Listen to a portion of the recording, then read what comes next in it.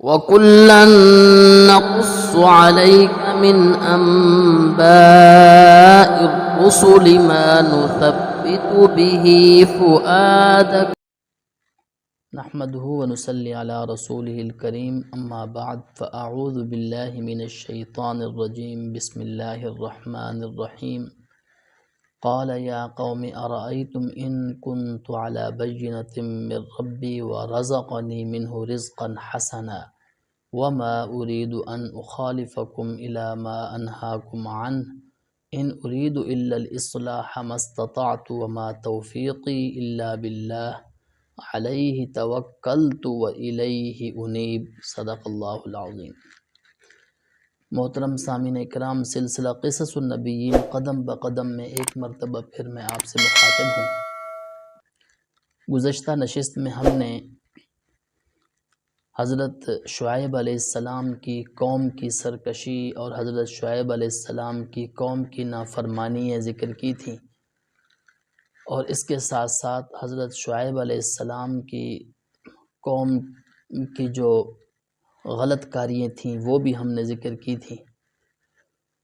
اور حضرت شعیب علیہ السلام کی دعوت کا جو انداز تھا وہ بھی ہم نے ذکر کیا، اور ان کی دعوت کے اندر جو نرمی تھی وہ بھی ہم نے ذکر کی۔ آج کی نشست میں ہم حضرت شعیب علیہ السلام کا جو دو ٹوک جواب تھا قوم کی اس بات پر اولتعودن فی ملتنا، قوم کہتی تھی کہ اے شعیب، ہم آپ کو اور آپ کے ساتھ جو دوسرے لوگ ہیں ان کو اپنے علاقے سے بے دخل کر دیں گے، یا پھر یہ ہے کہ ہماری ملت پر واپس لوٹ آؤ۔ تو حضرت شعیب علیہ السلام نے اس کا دو ٹوک جواب دیا کہ آپ کی ملت پر آنا یہ تو ممکن نہیں، اس لیے کہ میں جس بات کی تمہیں دعوت دے رہا ہوں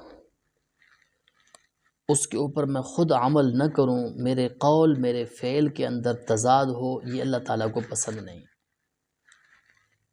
حضرت شعیب علیہ السلام نے فرمایا، جیسا کہ سورۃ ہود کے اندر اللہ تعالیٰ نے ذکر فرمایا، قال یا قوم ارائیتم ان کنت علی بینۃ من ربی، اے میری قوم مجھے بتلاؤ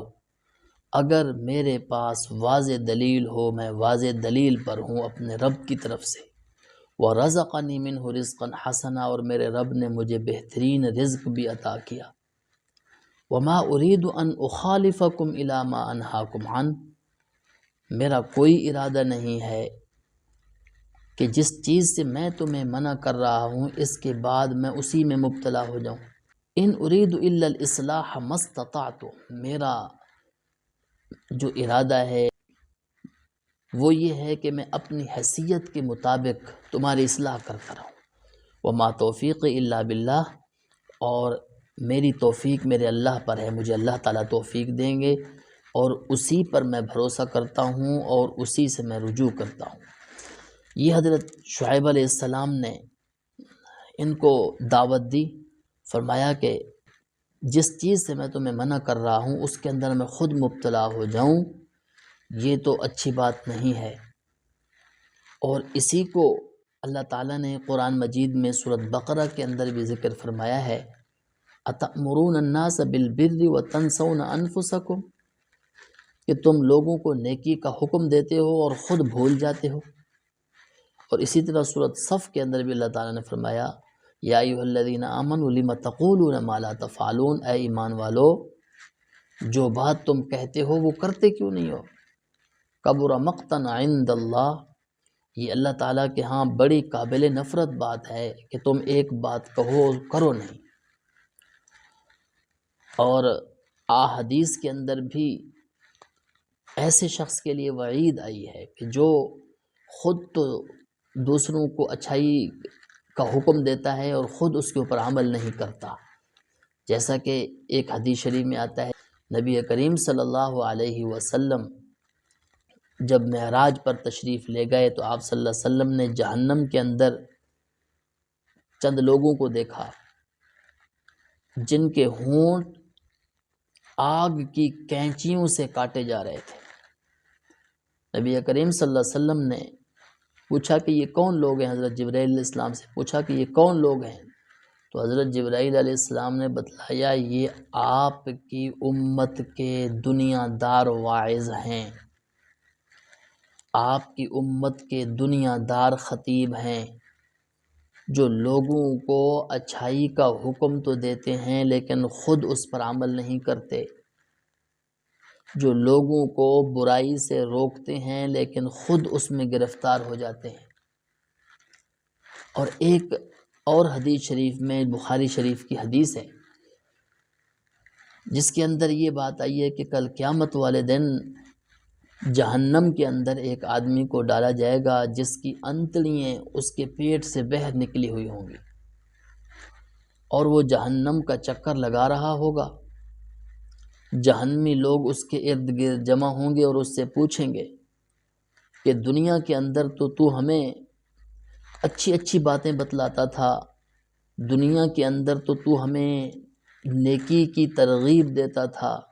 دنیا کے اندر تو ہمیں واعظ و نصیحت کرتا تھا، آج تو تیری یہ حالت بہت ہی عجیب ہے، آج تو تیری یہ بڑی سخت قسم کی حالت ہے، اس کی کیا وجہ ہے؟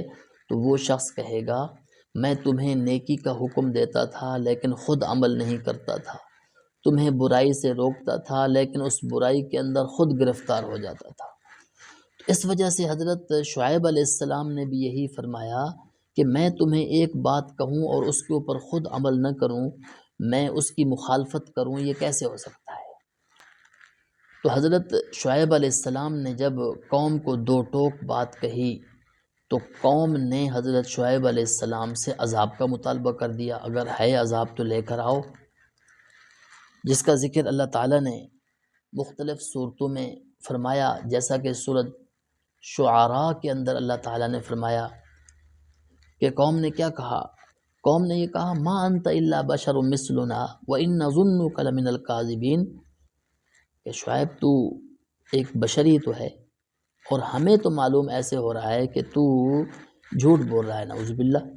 فاسقط علینا کسفا من السماء، آسمان سے عذاب کا ٹکڑا ہم پر گرا دے، اگر تو سچا ہے تو ہر وقت کہتا ہے کہ اللہ تعالیٰ کا عذاب آ جائے گا تو گرا دے۔ قال ربی اعلم بما تعملون، حضرت شعیب علیہ السلام نے فرمایا میرا رب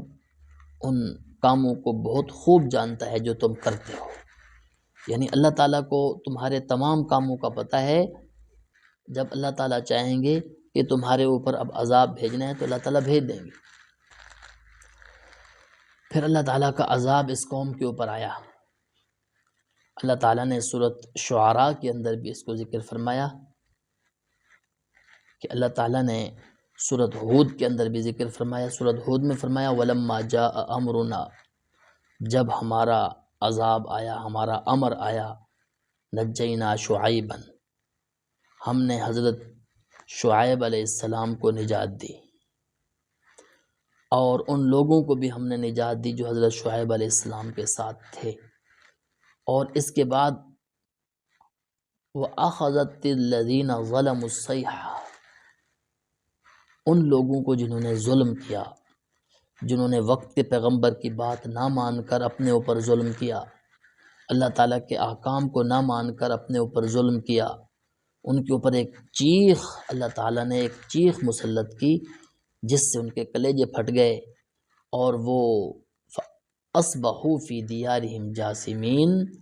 وہ اپنے گھروں کے اندر صبح کے وقت اوندھے منہ پڑے ہوئے تھے،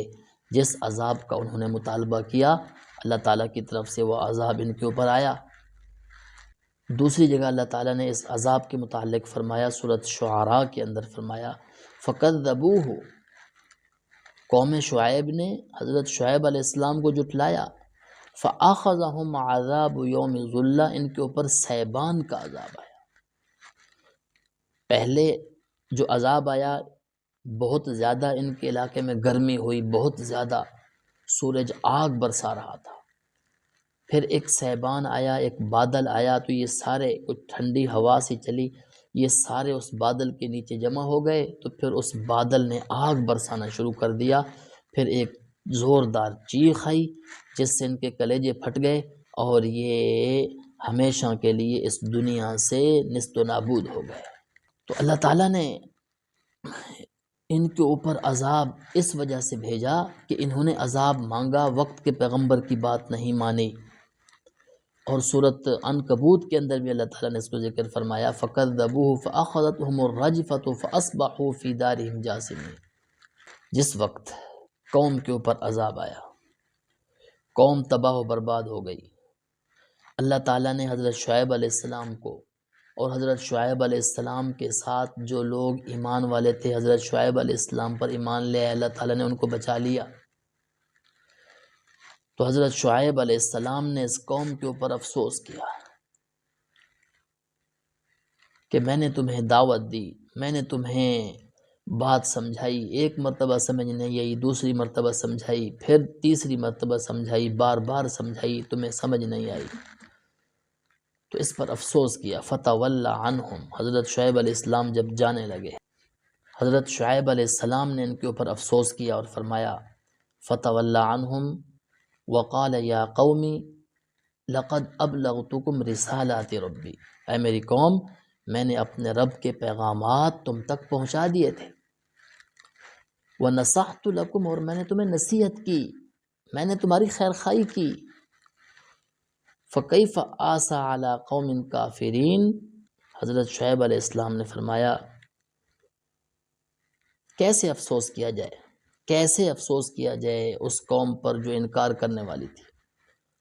اب کیسے ان کے اوپر افسوس کیا جائے؟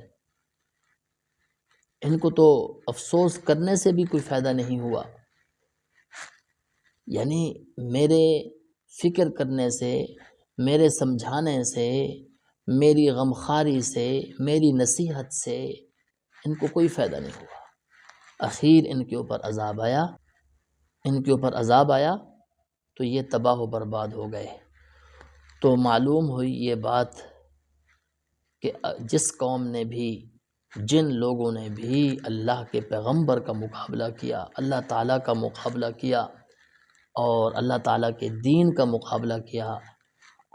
اللہ تعالیٰ نے ان کو اس دنیا کے اندر بھی عبرت کا نشان بنایا اور آخرت کے اندر بھی ان کے لیے اللہ تعالیٰ کی طرف سے بہت بڑا عذاب ہوگا، بہت بڑی سزا ہوگی۔ دعا ہے کہ اللہ تعالیٰ ہمیں اپنی نافرمانیوں سے محفوظ فرمائے۔ وآخر دعوانا ان الحمد للہ رب العالمین۔ وَكُلًّا نَّقُصُّ عَلَيْكَ مِنْ أَنبَاءِ الرُّسُلِ مَا نُثَبِّتُ بِهِ فُؤَادَكَ